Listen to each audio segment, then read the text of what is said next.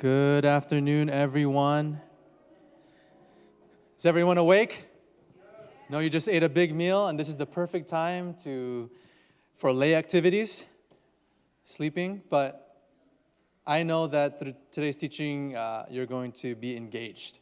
Can I see a raise of hands of those of you who have been blessed so far from the teachings?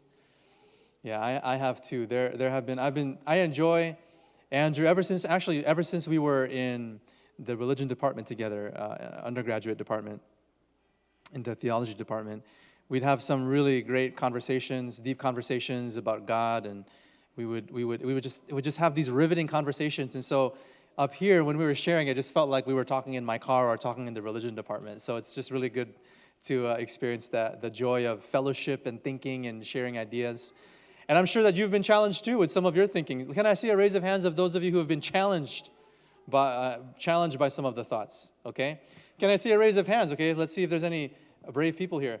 Is there anyone who disagrees with something that has been, at least one thing that has been said? Okay. And that's okay. It's okay to disagree. I just spoke with someone during potluck right now who disagreed with one thing that Andrew said. And that's okay. It's okay for us to disagree in dialogue. What's important is that we respect each other in the dialogue, and that we also are making sure that our ideas are rooted in Scripture, right? Rooted in something that's foundational, Scripture. So, without further ado, I'm going to invite Andrew up here. He only has a few slides, but this is going to be a good talk about flourishing meals. Flourishing meals. And it's perfect to talk about this after we just had a big meal. Yeah, exactly. But let me pray with you before we start, okay? Thank you, Father, for this afternoon. Thank you for Andrew's ministry. Thank you for the knowledge and the insights that he has shared with us in the last 3 sessions. As we enter this session here at 2 o'clock and then again at 3:30, I pray that you will give us understanding and insight. May we be challenged with our thinking.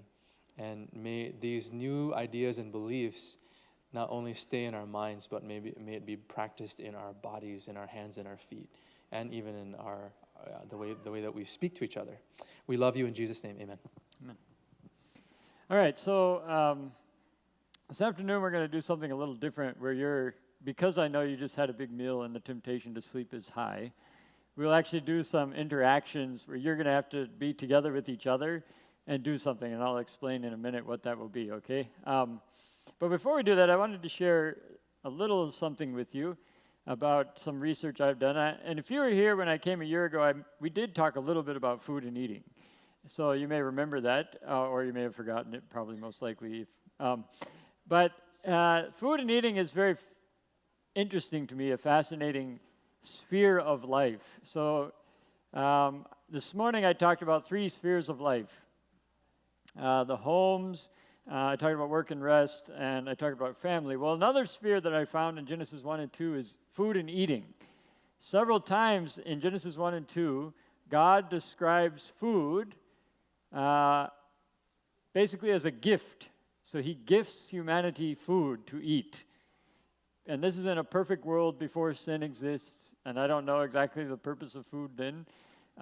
Although the more I've researched it, the more I've come to certain conclusions, which we'll discuss later. But what I did is I actually have a Bible in my office where I read the entire Bible and highlighted every single place food, eating, or drinking was mentioned. So I call it my food and eating Bible. So I highlighted all of them. And then, because professors are really weird. If you ever know a professor, you'll find out they're strange people, okay? We do weird things because we like to research and ask strange questions. So I actually typed every passage that I highlighted onto a Microsoft Word document because I wanted to learn more about what these texts had to say and how many there were. And so I found out that the Bible has a very large amount of information on food and eating. So you can actually put up the next slide. So this is what I found. After I was done typing, I looked at how many pages I had typed. So these are just biblical stories or passages about food, eating, and drink. There were 150 single-spaced pages. That's a good-sized book by itself, just on food and eating in the Bible. And then I looked at the word count, because Microsoft Word will have a word count. Do you see how many words it was? 80,000. 80,000 words. And then someone told me that certain versions of the English Bible, so different versions of the English Bible, the word count might be slightly different.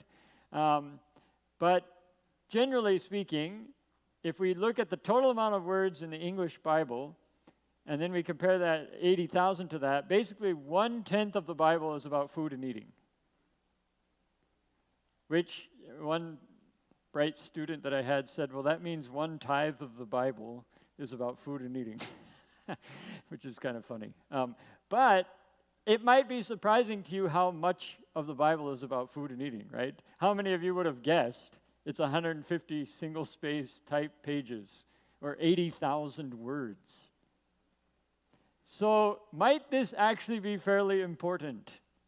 So we talk about spheres of life, right? I talked about three of them. This is the fourth sphere, one of the spheres we want to talk about. Look how frequently it's mentioned in the Bible. What if you actually did this with each sphere? And that's my goal. I've done it with one other sphere where I have a Bible that I've highlighted. I'm going to do it with all the different spheres. So I plan to do one on homes and what a home is in the Bible. I'll highlight it in the Bible. But it's amazing. These mundane things of life seem to be what are actually what's most important to God. And yet, when we think about our own faith, how do we relate to these mundane things? Okay, so we're going to do an exercise here that I have done with others, and so you're going to have to get together in groups.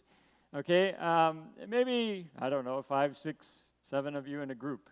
All right, so you'll have to branch out, and if you're watching online, you can do this exercise at home.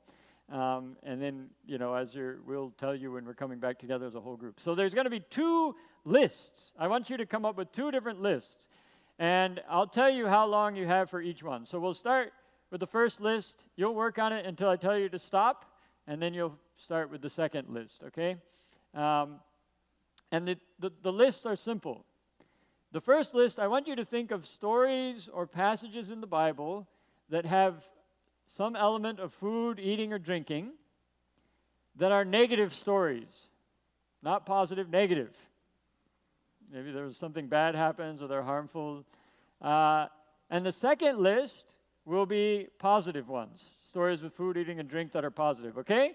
Does that make sense? So start with the negative. I'll tell you to start. You just keep doing negative stories until I tell you to switch to positive. So find some people, get together with them, and you'll all together work on negative until I tell you to shift to positive, okay?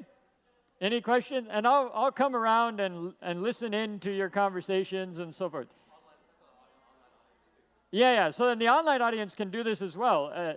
So you'll just listen for me when I shift. So you can make your own list if you're doing it online at home, okay?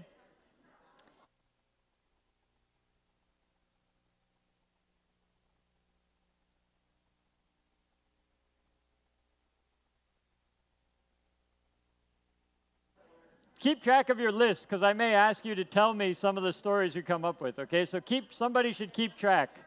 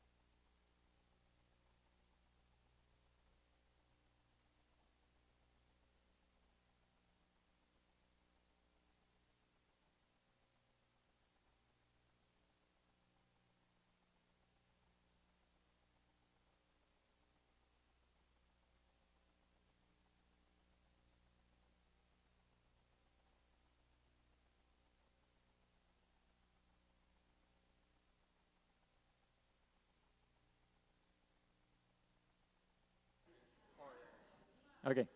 So if you feel like you have a decent sized negative list, now you can switch to positive. Switch to positive. Make sure you don't end with more negative than positive.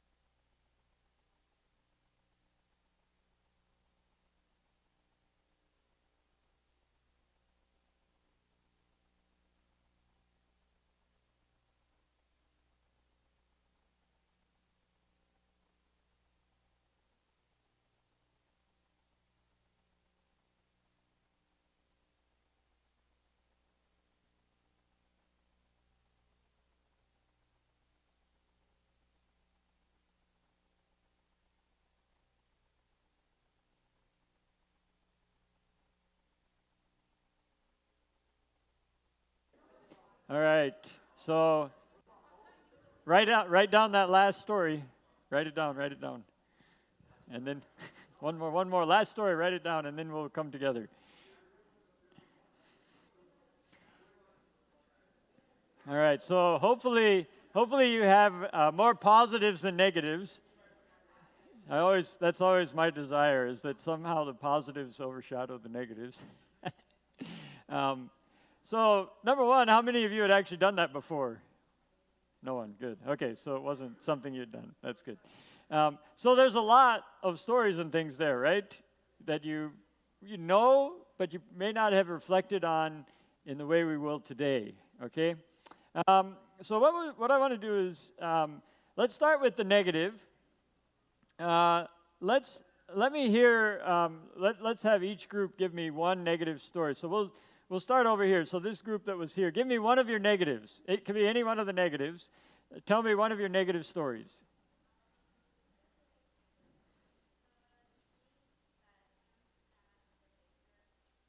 Oh yeah, and then the guy who gets his head cut off. Okay. Yeah. Okay, yes. Yeah, so that's negative for the baker especially. Well, yeah, really everybody in the story comes across as negative, right? Okay, yeah, that's a good one. That's a good example of a negative story. Anybody else think of that one? Oh, nice. Excellent. You get bonus points for coming up with a story that no one else thought of. Very good. Okay. Okay. So we'll keep that one in mind. So the baker, Joseph, give me a negative that you guys came up with, a different one. One of your negative ones. Eve and Adam, of course. Did anyone else think of that? Okay, good. There was at least one other group that started from the beginning. And you guys, okay. Yeah, of course, this first act of sin involves eating, actually. Very interesting, right? We don't know what they ate, but eating was part of the story. What about the group in the back there? Give me a negative. Any negative. One of the negatives. Yeah, basically anytime Samson and food are in a story, it's negative. Food and drink, all of them are negative. In some form or another, for whatever reason, Samson and drinking and eating did not go together well. Okay, so yeah, the honey, or he got drunk multiple times and did horrible things. Yeah, so basically we could just say Samson. Very good, nice. Okay, we had a group here in the middle, kind of. Give me... Yes. Noah drinking and taking all his clothes off. Usually a bad idea, right? Yes, not something to do. Okay, yeah, good one. Okay, give me another one here in the front, all right?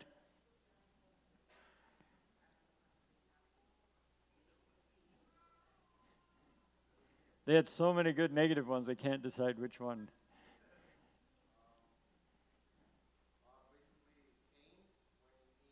Okay, yeah, he's bringing the fruits of the land or whatever, and it doesn't get accepted by God. Yeah, okay. Very nice, very good. Okay, so we had Joseph here, we had Adam and Eve, we had Samson and honey and all the other things, and remind me, what was yours again? Noah, and then Cain. Okay, so let me ask you a question about all those negative ones. What makes those stories negative? Is it because of the kind of food they were eating? No? Because it was unhealthy food, right? That's why those stories are negative?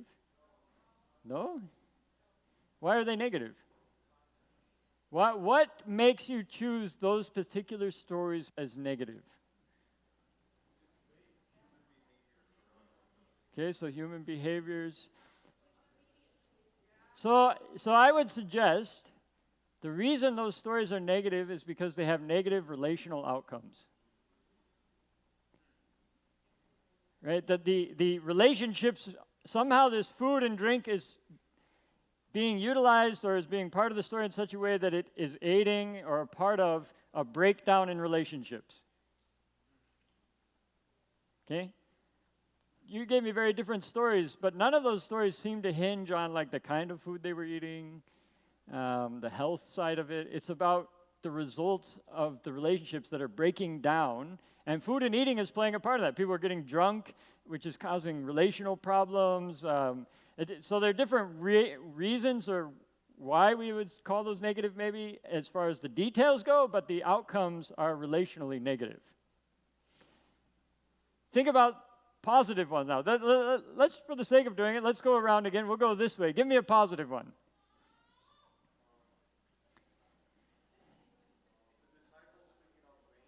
Okay, the disciples eating the grain on Sabbath. Good, yeah. Which the Pharisees thought it was bad, but Jesus like, no, it's actually good. It's a good thing. Okay, good, nice. Yes.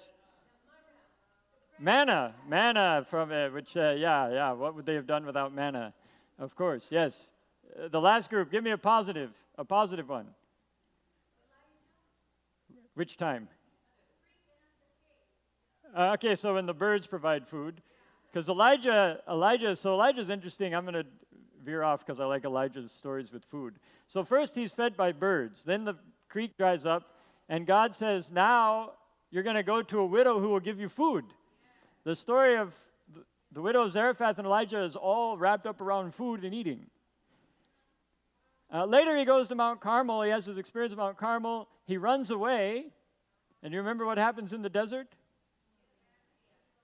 An angel has to cook food for him. So what I have learned from all those stories is Elijah must have been a terrible cook.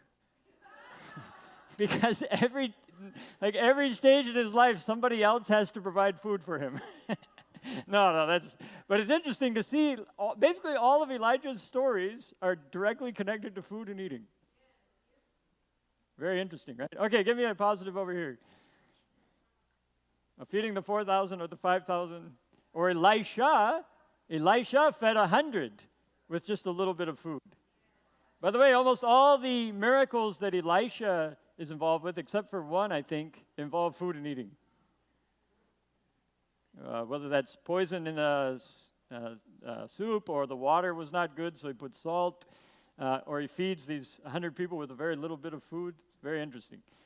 Okay, give me a positive. Okay, yeah, that's fine.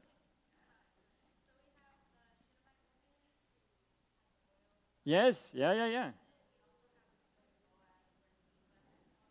Yeah. The whole story of Ruth, Naomi, and Boaz is a lot of food. First, it starts with a famine, right? And then that's negative, but then it gets to where they're all having enough food.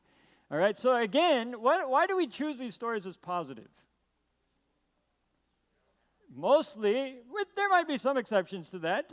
Some of it might be because of health and diet, but a vast majority of these, sometimes that kind of food isn't even mentioned.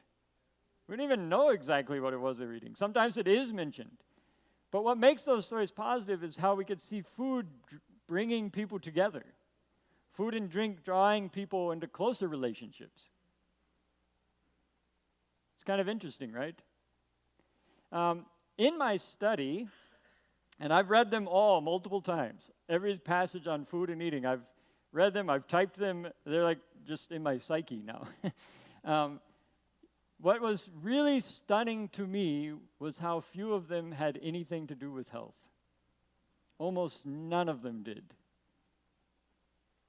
They had nothing to do with health, with diet. Which makes me wonder if we've sometimes misunderstood what the purpose of food is. Now, I'm not advocating unhealthy eating and all that. That's its own thing. But it appears that the primary purpose of food is for drawing people into some sort of connection with each other. That's why food was created. It wasn't just created for us to have energy. It was actually created for us to connect.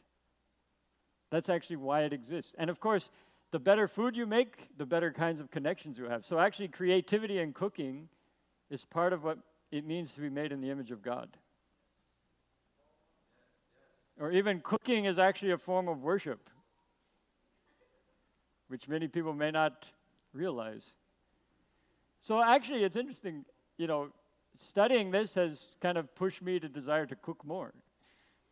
I don't always do that well or cook well, but it helped me recognize some things there. So I want to share some other thoughts on food and eating. Remember, this is a sphere of life.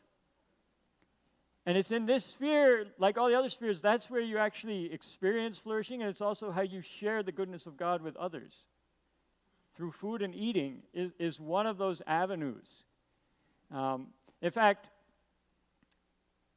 really, as far as people getting together, you can hardly think of a more intimate activity than food and eating.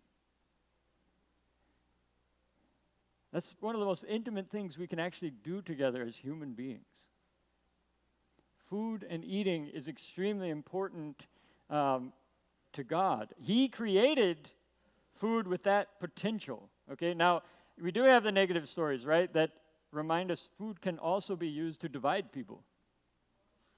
Food and drink, or getting drunk, for example, often leads to division, pain, suffering, and so many other things. So food and eating, we all kind of know, we've experienced it with each other. Human to human, we can see how it makes us flourish. Did you know the Bible actually talks a lot about eating with God? Something most of us have never really thought about or practiced. At least I hadn't. I'm pretty sure most of you haven't. Let me share a few interesting stories with you. Genesis 18, very famous story. There are these three strangers that come, and Abraham and Sarah see them. What is their reaction? Do you remember what they do when they see these strangers? They eat it. They feed them, right? You should know. We're talking about food and eating. You should know. They feed them. They get the meat. They get the yogurt, and they feed these three strangers. Well, at the time they didn't realize it, but who was one of those three? God. They ate with God. They ate with God. But what's amazing to me, that wasn't the last time this happens. It's not the last time. In Exodus 24, you have the covenant at Sinai being ratified. God has given this law, and he's wanting people to understand who he is. And in Exodus 24:11, the thing that really solidifies this covenant between God and people is fairly simple. It says, they saw God, the elders, the leaders of Israel, it says they saw God and they ate and drank. And it implies that God was there with them at the meal. So they were eating with God, in the presence of God. Think of Gideon. Gideon meets this stranger. Doesn't know who it is, but he knows it's someone important, and he actually brings food. Basically a whole meal, and the person is God and consumes the meal with fire. And it's interesting, in Hebrew, the word for consume with fire is the same word that means to eat. So it's like God is there eating the food that Gideon provides for him.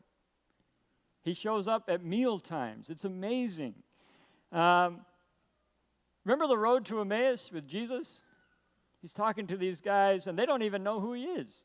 They knew him before. They don't recognize him until which point? When do they recognize that it's Jesus? When he breaks the bread at the meal. It was the meal in which they were like, oh, this is Jesus. Something about that intimacy of eating together was what triggered that memory. And they recognized it was Jesus. Right before Jesus ascended to heaven, we have one story in John that's one of the last stories of Jesus with the disciples. Disciples were out fishing, and as was often the case, they didn't catch any fish. I'm not sure how good of fishermen they were, because basically every story we have of them, they don't catch anything. But anyways, again, they don't catch any fish, and Jesus is on the shore. And they have this miracle, they catch fish. But do you remember what was on the shore waiting for the disciples? And who cooked breakfast? Jesus cooked breakfast for them. The God of the universe cooked breakfast for the disciples. And that's one of the last experiences they have together before Jesus ascends to be in heaven. So how important is eating together with people? God shows up over and over at meal times. I heard one group talk about Revelation 3:20. This is a very famous passage, right? It says, behold, I stand at the door and knock, and whoever opens, what does it end with? I will sup with them and them with me. You know, I've heard that preached on over and over and over, and so often people stop before they even get to the supper. They say, what matters is you have an open heart, let God into your heart. There's no point in letting God into your heart unless it leads to a meal. That's the point of God. He wants to get you to something better. It's not just getting into your heart. There's a purpose to getting, and it's to eat together. That's the point. It's not even that eating is try to convince people to become a follower. The point is to eat. That's the point, is to eat together. That's the goal, is to get people to eat together. Revelation 19 is a wedding feast of the Lamb. That's what we're all headed towards, is a big meal. Jesus even says, I can't wait for that meal. Jesus promised he wouldn't even drink grape juice until we all meet together again. So he's looking forward to that meal. Right? Should that not reinvigorate or change how we think about eating today? What is the point of eating? What if we actually found ways to include God in our meals? And then included other people around us in our meals? There's actually been a trend over the last 40, 50 years in the United States that's spread around the world to eat food as fast as you can by yourself.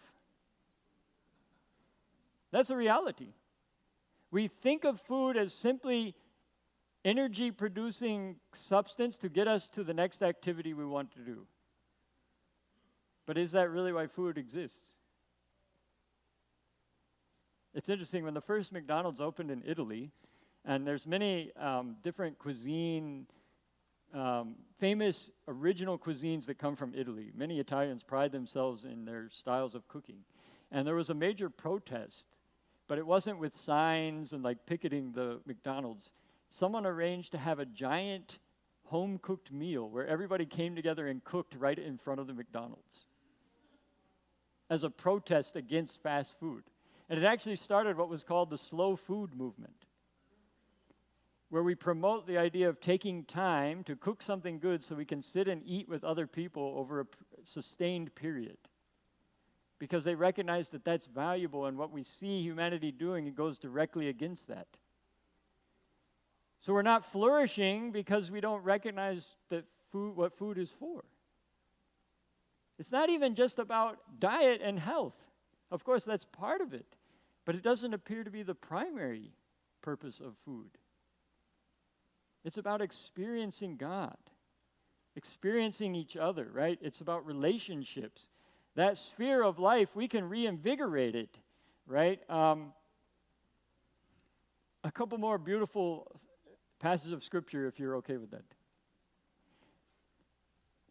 Jesus, or God, I should say, even in the sanctuary itself, this scene where we as Adventists proudly describe that the sanctuary is important to what it means to follow God.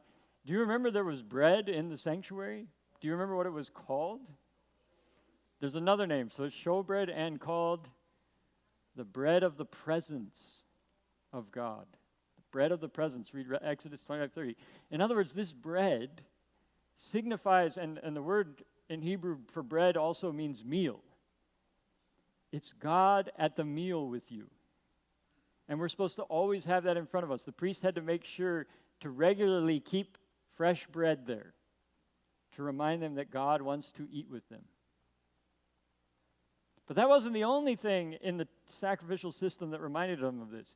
In Exodus 1:9, you have a passage that's repeated over and over in Exodus and in Numbers. So, they used to bring these animals, they would kill them, they would sacrifice them by burning them on an altar, right? It's basically a giant barbecue. Seriously, that's what they're doing. There's a grill there, and people would eat it. We'll talk about that in a second. But it says that when they would do that, the smoke would rise up, and what does it say about how God thinks about the smoke? It's a pleasant aroma. It says it over and over, which means God likes the smell of barbecue. And we laugh, but actually, in some sense, it's intimately showing you God's connection to what is actually a meal. Do you know every sacrifice in some form or another ends in a meal in the sacrificial system? Number one, everything brought for a sacrifice is food or drink. Whether those are animals, you bring clean animals you can eat. Grain, oil, or wine. Those are the things you bring for sacrifices and thank offerings. All of those make up the diet of the people of the time. They're bringing food. And every sacrifice gets consumed by someone or in some way. Some sacrifices, God is the one who eats by burning it up. Some sacrifices, God eats it by burning some of it, but some of it is set aside for the priest to eat. And then there's other kinds of sacrifices where God eats some of it by burning up, the priest eats some, and the person who brought it eats some of it, including tithe, by the way. Tithe was actually often used to create a big party where people were said, in Deuteronomy, it literally says you should rejoice when you're eating these things.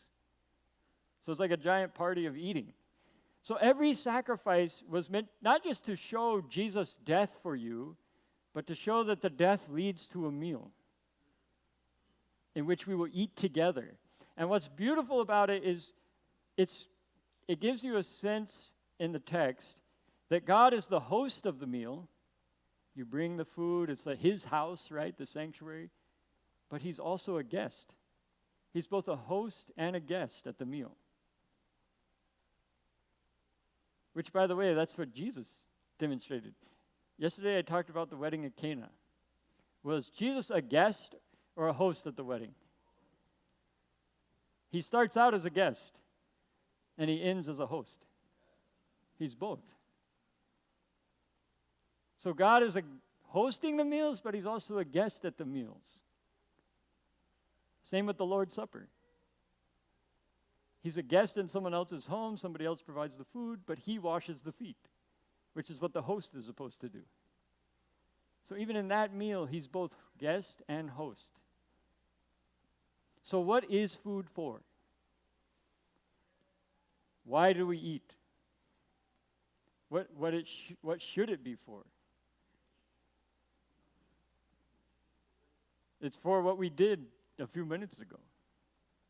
That's what it's for. In fact, I've sometimes asked the question, which would be more important? If something happened in the world and we had to choose between two things, if we had to keep the sermons on Sabbath or the eating together, which one should we choose?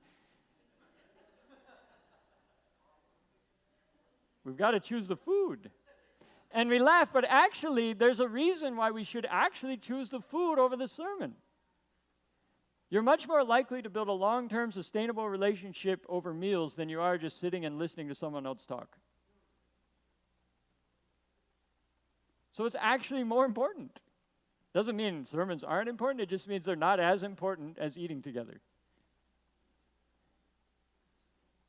And it's not a means to an end. We don't just eat together to convert people to make them, no, we eat together because that itself is flourishing. That's what God wants for us. That's why he created food. You can eat with anybody, by the way. You can share meals. You can cook for others. You can receive their hospitality as well. So that's another sphere of life, right? Food and eating is a sphere of life. It's simple. It's the stuff we do every day. This isn't rocket science. You don't have to attend Andrews University or the seminary to understand who God is and share his love with other people.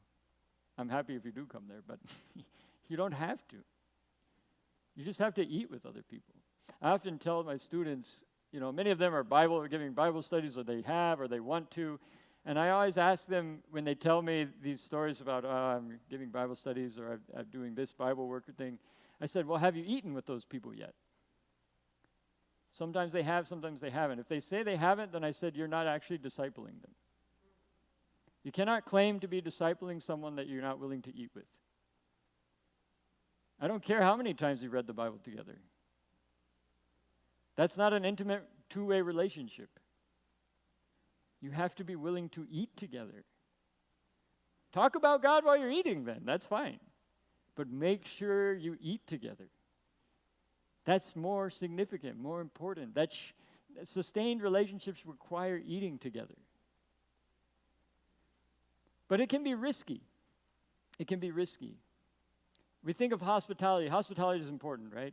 And we often say as followers of Jesus, we should extend hospitality to others, which is true. Let me ask you a question, though.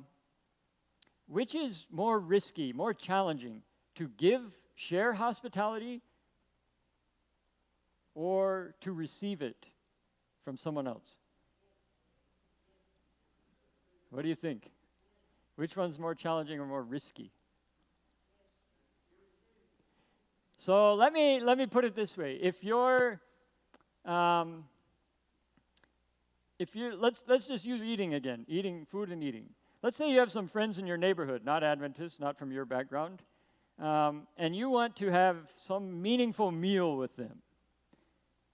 Which do you have more control over? Inviting them to your house and deciding what to eat, or going to their house and allowing them to decide what you eat? So which one is actually more risky? Going to their house.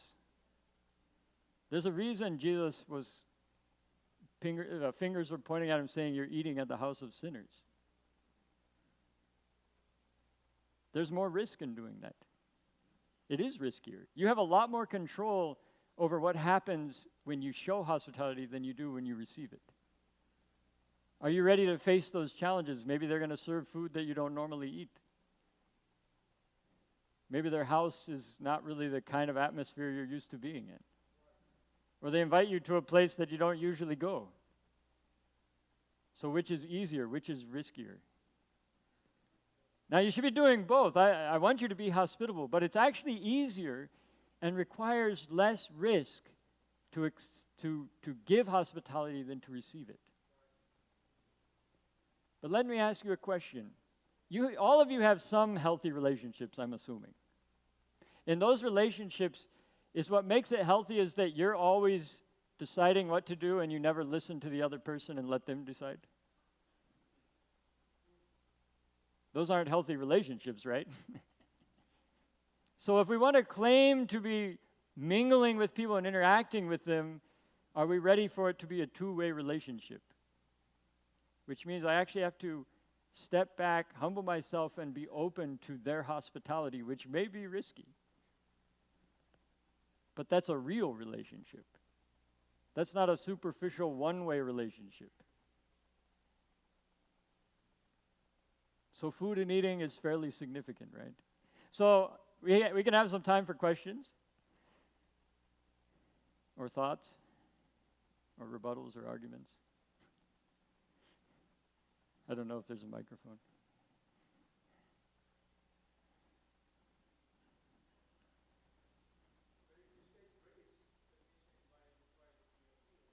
Sure.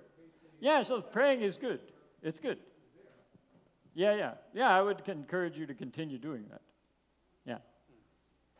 There was some hand in the back. There was a hand. Yeah. There was a hand.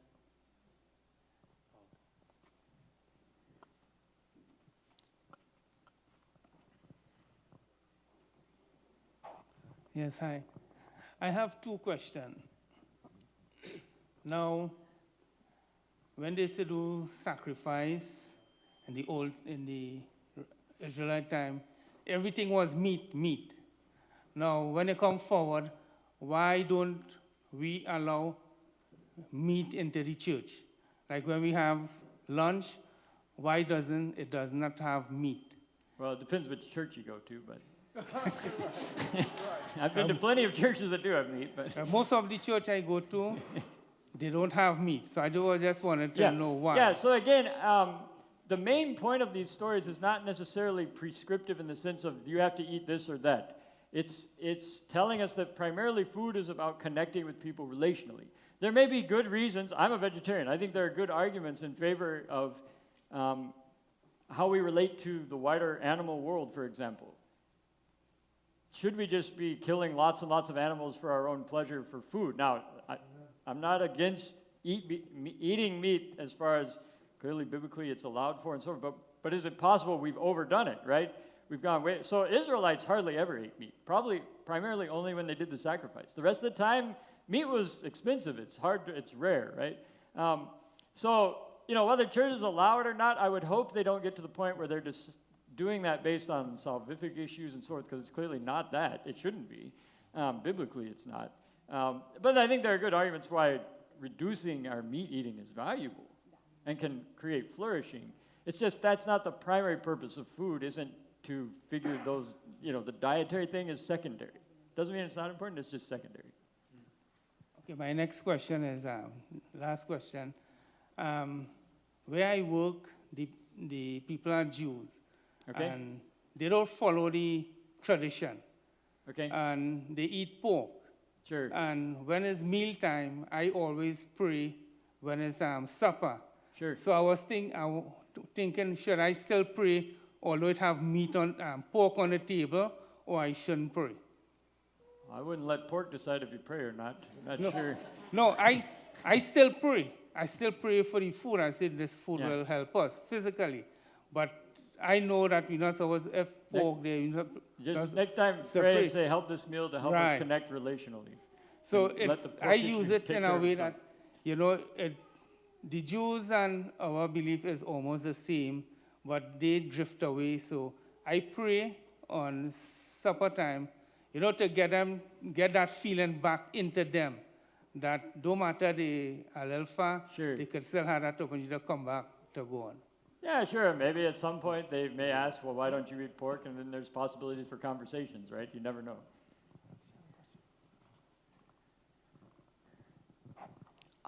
I just wanted to thank you, Pastor, for the study this afternoon. It actually led me to a deeper meaning of a simple verse found in 1 Corinthians 10:31. Because you were asking earlier, so what is really the purpose of eating? And it brought me to this verse. So whether you eat or drink Do it or to the glory whatever of you God. do it all for the glory That's of God. right. Good. Yes, excellent. Thank you for reminding that. And Paul, he got it. He understood the value and the purpose. And he said, this is for glorifying God through our relationships with each other. That is why food exists. So allow it to take that role. Don't elevate it beyond that, or don't turn it into something else. Allow it to be something that draws us together, closer to each other and closer to God. Yeah, Paul definitely got that. And he got upset at people when they misused food. I was mentioning this one group. In Galatians 3, what does he say about Peter? Right? He got very upset at Peter because at a meal, Peter refused to eat with Gentiles when his Jewish friends came because he didn't want to look bad to them, right? And Paul just let him have it. He was like, that is so hypocritical. But that's the point. Like, the point of food is to break down those barriers, not to create them. Right? But we still see food used like that today. I mean, in India, you have the caste system that for centuries, one of the primary markers of caste is you don't eat with people from lower caste. So we see food being used for the opposite of what it was for. Rather than drawing together, it's used to create barriers. So yeah, thank you for reminding us of what Paul said. Very good. Any other thoughts or questions on food and eating or... yeah.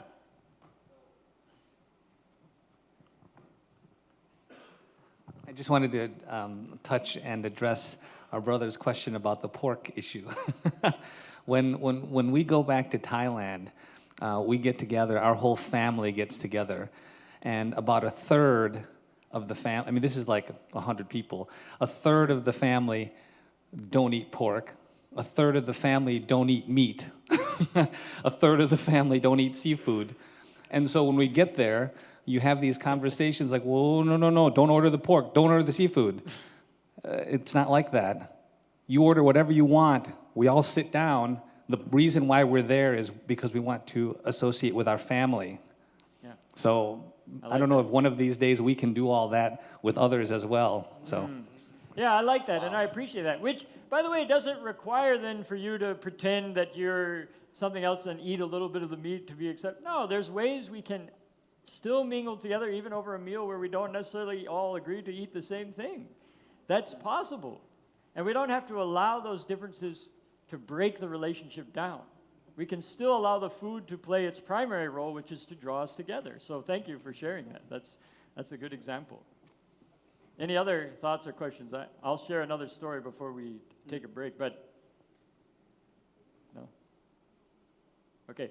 So I wanted to share something that's important to me in light of all this that I've reflected on about my grandmother, who passed away a number of years ago on my mother's side.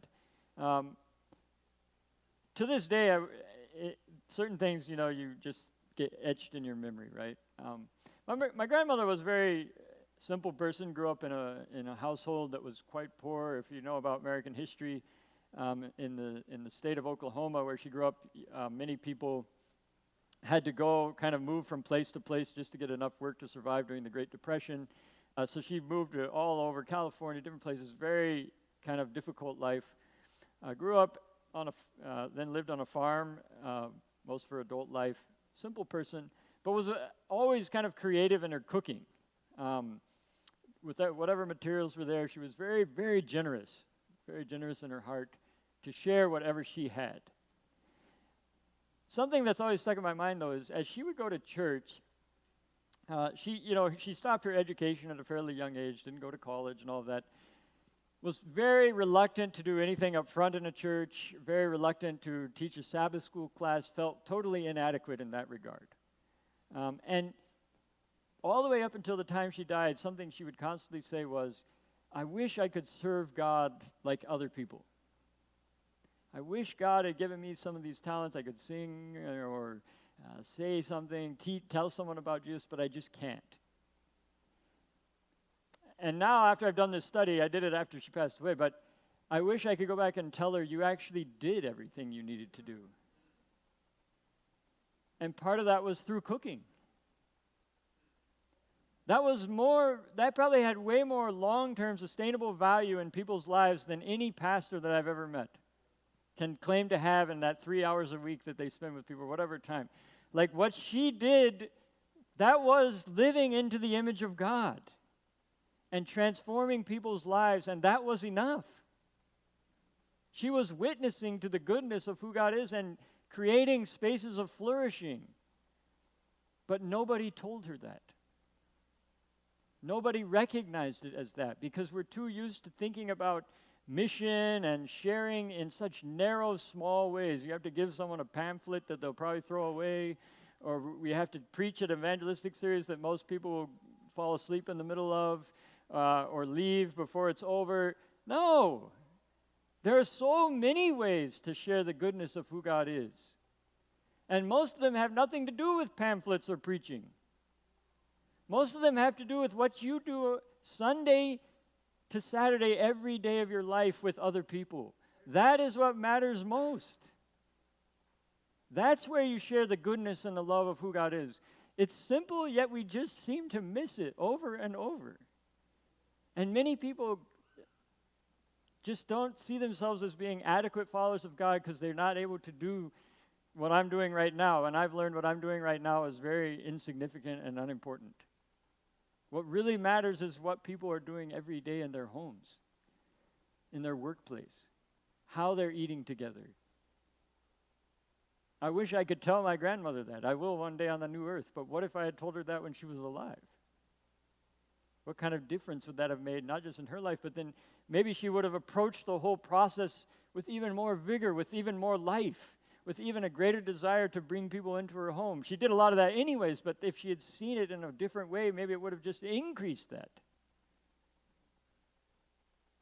So let's not allow ourselves, let's make sure we affirm everyone here and what they're doing and the tremendous possibilities it has to create flourishing in so many different ways. We don't need more and more pastors. We need more and more people who understand how to integrate their faith into their everyday lives. That's what we need. That's what will transform the world. So that was, I think we need to take a little break before the next session. Yes, we have a last question. Yeah, so let me ask a question. Pastor Dr. Andrew Tompkins, I've been blessed. We have all been blessed. You and I had a conversation. Let's just have maybe, if you're willing to share, Sure. Speak to us about that dynamic of everyone participating in flourishing in light of some of the statistics, even with amongst like pastoral ministry. You were sharing with me some statistics within the Adventist faith within the last few years. And then can you shed some light on that and also the task that the privilege that we have to participate in flourishing outside of just being a formal pastor? Yeah. So Yeah, I don't know how much of the details, would be necessary to share, but yeah, we have certain trends. Let me put it this way, especially people from the age of 18 to 45, you don't see a lot of them at churches, okay? That's people my age. And there are various reasons for that. But I think part of the challenge is we haven't helped people understand that you can pursue God in so many different ways. And going to church should only be a very small part of that can enhance the rest of your life, but it's just such a small part of that. People are hungry for a desire to pursue God in their careers, but they often don't know how. They haven't seen examples of it, and they haven't heard people talk about it. They just hear people say, you got to go to church, you got to go to church. And then they go to church and they don't find that to be much of a very flourishing, it's not a place that they experience God in meaningful ways oftentimes. And so then what? Then what do you do? Where do you go to find God? Where do you pursue Him? The reality is you have to pursue Him in the little things we do every day, in our careers, in our families. I would prefer someone not to go to church and pursue God in their family and career rather than the other way around if you had to choose. I think you can do both. You should be able to do both. But that one is actually more important than the other. Pursuing God 6 days and then the seventh as a rest, whether or not you go to church, is extremely important. Going to church should only enhance that. But it should not be the purpose and the main focus of our faith. And we do see a shift in people. Not a lot of people are interested in going to churches for various reasons, but that doesn't mean they're not interested in following God. We know they are interested. Data shows they are interested, but they want to know how God is relevant to their jobs, to their family, to their recreation. That's what they want to know.